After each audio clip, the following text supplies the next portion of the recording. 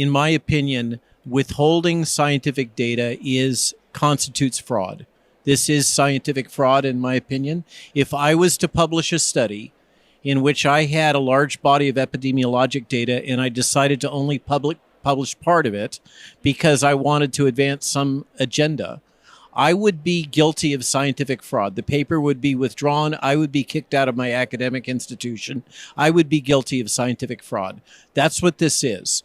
And the CDC I've watched it over the years become more and more and more a political arm and not serving its function. This is the Centers for Disease Control and Prevention. They are the archive of information which physicians have relied on for decades through the MMWR publication. They are the ones that are responsible for providing us the frontline data about what's going on and where it's happening. They have stopped performing that function. They no longer release that detailed information through MMWR. They have become purely a political organization and an arm of the executive branch. And what they have done is, in my opinion, obscene. And it is part of what's underlied the attacks that Peter and I have sustained from the press. If you think about it, the underlying thesis is, well, the CDC didn't say that, so therefore you're spreading medical misinformation. But now we learn who's really been spreading medical misinformation is the CDC. I think we're all owed an apology. I think that this data that they have been withholding, it's not just the 18 to 49-year-old triple boost efficacy data. It is a ton of information. They've been intentionally withholding it. That's why we've been attacked. It is unjust. We are the ones, it turns out we are completely vindicated. We have been speaking truth, and it's a truth that's been hidden from the American public. And more important, it's been hidden from other physicians, and it's been hidden from public health authorities. That article was powerful if you look through it. The New York Times tried to hide it, and they dropped it on President's Day, and they wrote it in ways that tries to obscure what's really going on. But what's going on here is criminal, in my opinion. Yes, I wanted to ask, you just mentioned that would be severe consequences if a scientist performed something like that. Will there be consequences for the federal government?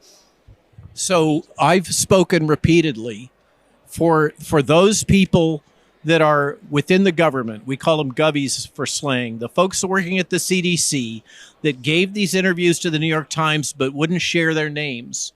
I think they are now at a point of choosing. There are going to be legal consequences, and I believe they have a choice. These government employees that have been participating in hiding this data, they can either be defendants or they can be witnesses. It is time for them to step up and speak out.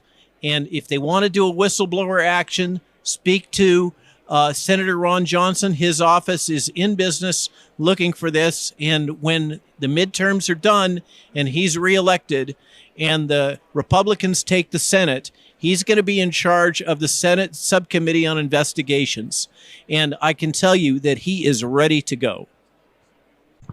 I just add to that this isn't the only area of concerns on data transparency.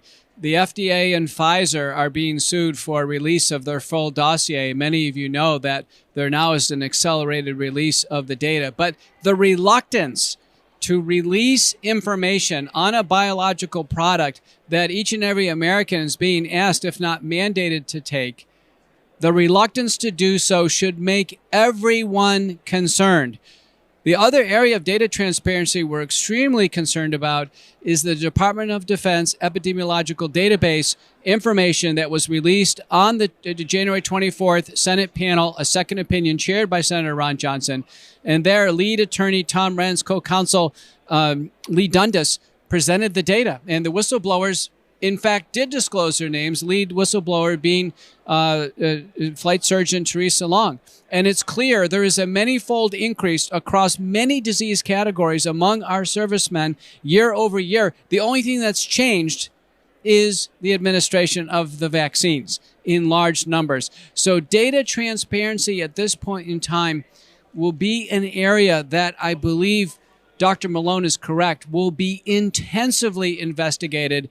And for those who are close to the data, I think they do have a choice coming up, and it's going to be a matter of them making the right choice and where they want to end up on what side of history.